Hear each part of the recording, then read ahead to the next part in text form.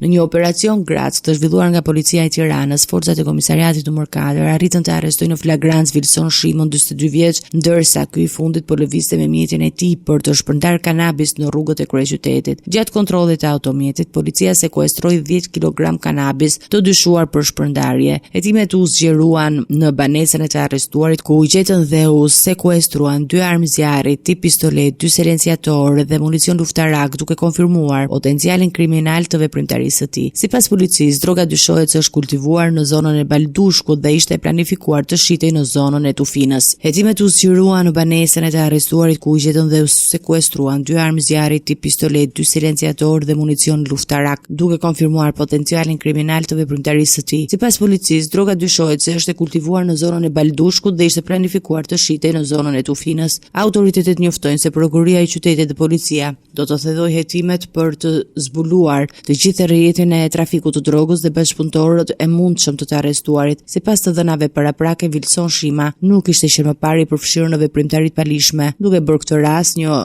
operacion të rëndësishëm për ndalimin e shpërndarjes së drogës në kryeqytet.